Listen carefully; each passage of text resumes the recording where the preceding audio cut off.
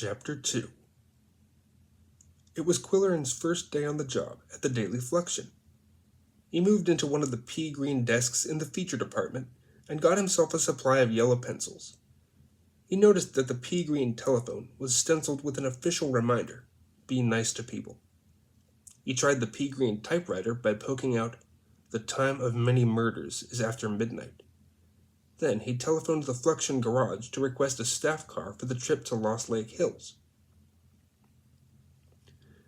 To reach the fashionable exurb 15 miles beyond the city limits, Quilleran drove through complacent suburbs and past winter-brown farms patched with snow.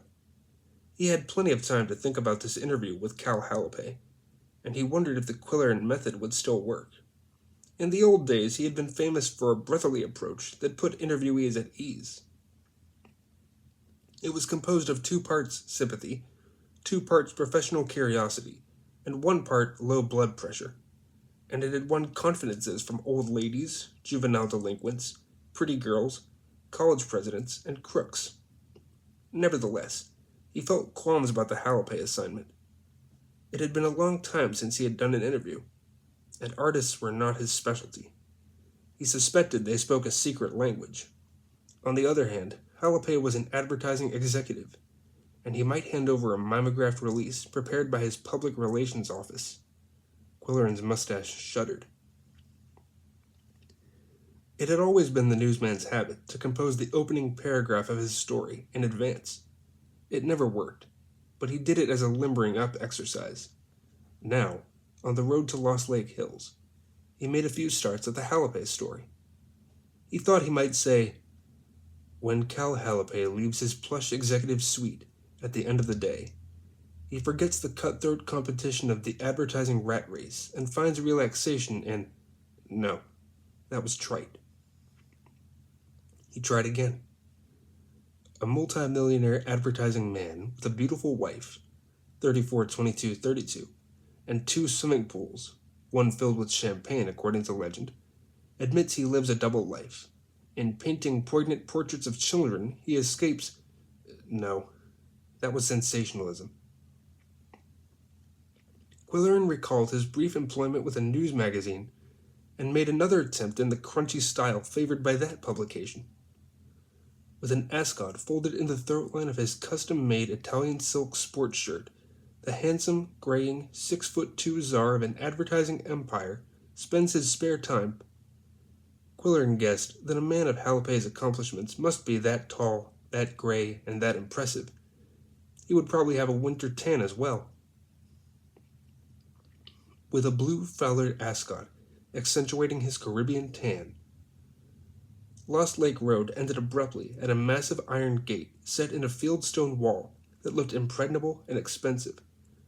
Quilleran braked the car and glanced around for signs of a caretaker. Almost immediately, a recorded voice coming from the gate post said pleasantly, "Please face the pylon at your left and announce your name clearly." He rolled down the car window and said, "Quilleran, from the Daily Fluxion." "Thank you," murmured the gatepost. The gate swung open, and the newsman drove into the estate, following a road that meandered through a tall stand of pines. It ended in a severely landscaped winter garden, all pebbles, boulders, and evergreens, with arched bridges crossing small frozen ponds. In this setting, bleak but picturesque, stood a rambling house. It was contemporary in style, with gently curving roof lines and opaque glass walls that looked like rice paper. Quilleran revised his opening line about the Italian sports shirt. Hallopay probably knocked around his $1 million pagoda in a silk kimono. At the entrance door, which appeared to be carved out of ivory, Quilleran found something that resembled a doorbell and reached toward it. But before his finger touched the button, the surrounding panel glowed with a blue-green light, and chimes could be heard indoors. These were followed by the bark of a dog, or 2 or 3. There was a sharp command, a moment of silent obedience, and a briskly opened door. "Good morning.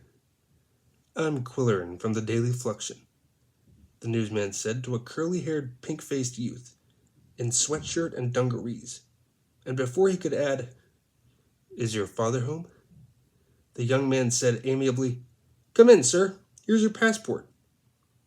He handed over a fuzzy snapshot of a heavily mustached face peering anxiously from the window of a car. "That's me," said Quillerin in astonishment. "Taken at the gate before you drove in," the young man said with obvious delight. "It's spooky, isn't it? Here, let me take your topcoat. I hope you don't mind the dogs. They're sort of friendly. They love visitors. This one is the mother. She's 4 years old. The pups are from her last litter. Do you like blue terriers?" Quillerin said, Everyone wants Yorkshires these days, but I like the Kerry Blues. They've got beautiful coats, haven't they? Did you have any trouble finding the place? We have a cat too, but she's pregnant and she sleeps all the time. I think it's going to snow. I hope so. The skiing has been lousy this year." Quillerin, who prided himself on conducting interviews without making notes, was taking mental inventory of the house. White marble foyer, with fishpool and tropical tree, probably 14 feet high. Skylight 2 stories overhead. Sunken living room, carpeted with something like white raccoon. Fireplace on a shiny black wall, probably onyx. He noticed also that the boy had a hole in his sleeve and was padding around in sweat socks. The flow of chatter had not ceased. "Would you like to sit in the living room, Mr. Quillerin? Or do you want to go right to the studio? It's more comfortable in the studio, if you don't mind the smell. Some people are allergic to turpentine. Would you like a Coke or something? Allergies are funny things. I'm allergic to crustaceans. That burns me up because I'm crazy about lobster." Quillerin was waiting for a chance to say, "Is your father home?" when the young man said, "My secretary tells me you want to do a story on my paintings. Let's go into my studio. Do you want to ask questions, or shall I just talk?" Quillerin gulped and said, "Frankly, I was expecting you to be a much older—" "I'm a boy wonder," said Halape without smiling. "I made my first million before I was 21. I'm 29 now. I seem to have a genius for making money. Do you believe in genius? It's spooky, really. Here's a picture of me when I was married. My wife looks oriental, doesn't she? She's out taking an art lesson this morning, but you'll meet her after lunch. We designed the house to go with her looks. Would you like some coffee? I'll stir up the housekeeper if you want coffee. Let's face it, I look boyish and I always will. There's a bar in the studio if you'd rather have a drink." The studio had a painty aroma, a good deal of clutter, and one vast wall of glass overlooking a white frozen lake. Halape flicked a switch, and a filmy shade unfolded from the ceiling to screen out the glare. He touched another control, and doors glided open to reveal a bigger liquor supply than the press club had on its back bar. Quillerin said he preferred coffee, so Halape pressed a button and gave the order to a brass grill mounted on the wall. He also handed Quillerin an odd-shaped bottle from the bar. "This is a liqueur I brought back from South America," he said. "You can't buy it here. Take it home with you. How do you like the view from this window? Sensational, isn't it? That's a man-made lake. The landscaping alone cost me $500,000. Do you want a donut with your coffee? These are my paintings on the wall. Do you like them?" The studio walls were covered with framed canvases, portraits of small boys and girls with curly hair and cheeks like red apples. Everywhere Quillerin looked, there were red apples. "Pick out a painting," said Halape, "and take it home with you. Compliments of the artist. The large ones sell for $500. Take a big one. Do you have any kids?" "We have 2 girls. That's their picture on the stereo cabinet. Cindy is 8 and Susan is 6. Quillerin studied the photograph of Halape's daughters. Like their mother, they had almond eyes and classically straight hair, and he said, "How come you paint nothing but children with curly hair and rosy cheeks?" "You should go to the Valentine Ball on Saturday night. We're having a great jazz combo. Do you know about the ball? It's the annual Valentine party at the art club. We're all going in costume representing famous lovers. Would you like to go? You don't have to dress up if masquerading doesn't appeal to you. It's $20 a couple. Here, let me give you a pair of tickets. Getting back to your paintings, said Quillerin, I'm curious to know why you specialize in kids. Why not landscapes? I think you should write up the ball in your column, Halape said. It's the biggest event of the year at the club. I'm chairman, and my wife's very photogenic. Do you like art? Everyone in the art field will be there. Including George Bonifield Mount Clemens III, I suppose? Said Quillerin, in a tone intended to be jocular. Without any change in his expressionless delivery, Halape said, That fraud! If that fraud showed his face in the outer lobby of the club, they'd throw him out. I hope he isn't a close friend of yours. I have no use for that character. He doesn't know anything about art, but he poses as an authority, and your paper lets him crucify established artists. They're letting him corrupt the entire art atmosphere of the city. They should get smart and unload him. I'm new on this beat, said Quillerin, as Halape stopped for breath. And I'm no expert. Just to prove what a fraud your critic is, he builds up Zoe Lambreth as a great artist. Did you ever see her stuff? It's a hoax. You go and see her paintings at the Lambreth Gallery, and you'll see what I mean. No reputable gallery would accept her work, so she had to marry an art dealer. There are tricks in all trades. As for her husband, he's nothing but a bookkeeper who got into the art racket, and I do mean racket. Here comes Tom with the coffee. A houseboy dressed in soiled chinos and a half-buttoned shirt appeared with a tray, which he banged down on a table with a lack of grace. He gave Quillerin an unfriendly stare. Halape said, I wonder if we ought to have a sandwich with this. It's almost lunchtime. What do you want to know about my work? Go ahead and ask some questions. Don't you want to make notes? I'd like to know, said Quillerin, why you specialize in painting children. The artist lapsed into a thoughtful silence, his first since Quillerin's arrival. Then he said, Zoe Lambreth seems to have this big connection with Mount Clemens. It would be interesting to know how she manages it. I could make a few guesses, not for publication. Why don't you dig into this situation? You might come up with a juicy expose and get Mount Clemens fired. Then you could be art critic. I don't want, Quillerin began. If your paper doesn't clean up that mess, and clean it up soon, they're going to start feeling it when it hurts. I wouldn't mind a hot dog with this coffee. Do you want a hot dog? At 5:30 that afternoon, Quillerin fled to the warm, varnished sanctuary of the press club, where he had agreed to meet Arch Riker. Arch wanted a quick drink on the way home. Quillerin wanted an explanation. He told Bruno curtly, Tomato juice on the rocks. No lime, no Worcestershire, no Tabasco. To Arch he said, Thanks, pal. Thanks for the welcome celebration. What do you mean? Was that an initiation gag? I don't know what you're talking about. I'm talking about that assignment to interview Cal Halape. Was that a practical joke? You couldn't have been serious. The guy's a nut. Arch said, Well, you know how artists are. Individualists. What happened? Nothing happened. Nothing I could possibly use in a story. And it took 6 hours to find it out. Halape lives in this rambling house about the size of a junior high school. Only it's sort of Japanese. And it's wired to do all kinds of tricks. The inside is wild. There's one wall made of glass rods hanging like icicles. They move when you walk past, and sound like a xylophone that needs tuning. Well, why not? He's got to spend his dough somehow. I know, but wait till I finish. There's all this expensive stage setting, and then out comes Cal Halape, padding around in stocking feet and wearing a sweatshirt with a big hole in the elbow, and he looks about 15 years old.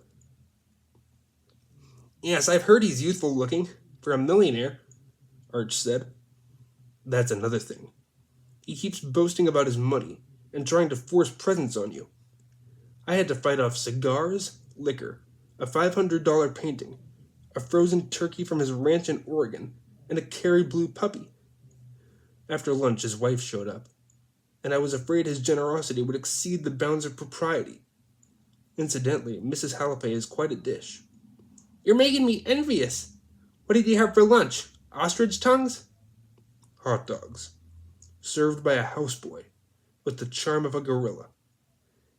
You got a free lunch. What are you griping about? Hallipay. He won't answer questions. He refuses? Arch asked in surprise. He ignores them. You can't pin him down. He wanders from progressive jazz to primitive masks he collected in Peru to pregnant cats. I had more luck communicating with the gatepost than with that boy wonder. Did he get anything at all? I saw his paintings, of course, and I found out about a blast the art club is giving on Saturday night. I think I might go. What did you think of his paintings? They're slightly monotonous. All those red apple cheeks. But I made a discovery. In all those pictures of kids, Cal Hallipay is painting himself. I think he's enchanted with his own looks. Curly hair, pink complexion. Arch said, I agree, this isn't going to make the kind of story the boss wants. It sounds like the Arabian Nights. Do we have to run a story? You saw the color of the memo. Pink. Quillerin massaged his mustache. After a while, he said, The only time I got a direct answer to a question was when I mentioned George Bonifield Mount Clemens. Arch put down his drink. What did Hallipay say? He exploded, in a controlled sort of way. Basically, he says Mount Clemens isn't qualified to judge art. Now that figures. Hallipay had a one-man show about a year ago, and our critic roasted him alive. The readers loved it. It cheered their black hearts to know that a successful money man could be a failure at something. But it was a bitter blow to Hallipay. He discovered his money could buy anything but a good art review. I weep for him. What about the other newspaper? Did they criticize his work too? They don't have a critic, just a nice old lady reporter who covers the art openings and gushes about everything. They play it safe. Quillerin said, So Hallipay is a bad sport? Yes, and you don't know how bad, said Arch, pulling his bar stool closer to Quillerin's. Ever since that episode, he's been trying to bankrupt the Flux. He's withdrawn a lot of advertising lineage and switched it over to the other paper. That hurts, especially since he controls most of the food and fashion advertising in town. He's even trying to turn other admin against the Flux. It's serious. Quillerin grimaced in disbelief. And I'm supposed to write a story, buttering up that skunk, so the advertising department can get the lineage back again? Frankly, it would help. It would take the heat off. I don't like it. Don't go fastidious on me, Arch pleaded. Just write a folksy piece about an interesting guy who wears old clothes around the house, takes his shoes off, keeps cats and dogs, eats wieners for lunch. You know how to do it. I don't like it. I'm not asking you to lie. Just be selective, that's all. Skip the part about the glass icicles and the $500,000 lake and the visits in South America, and bear down on the turkey farm and his lovely wife and the adorable kitties. Quillerin brooded over it. I suppose that's called practical newspapering. It helps pay the bills. I don't like it, said Quillerin. But if you're in that bad of a bind, I'll see what I can do. He raised his tomato juice glass. Hallipay or hell to pay. Don't be cute, I've had a hard day. I'd like to read some of Mount Clemens' reviews. Have you got them around? On file in the library, Arch said. I want to see what he wrote about an artist named Zoe Lambreth. Hallipay hinted at a shady connection between Mrs. Lambreth and Mount Clemens. Know anything about that? I just process his copy. I don't peek under his window shades, said Arch, and he gave Quillerin a good night slap on the back.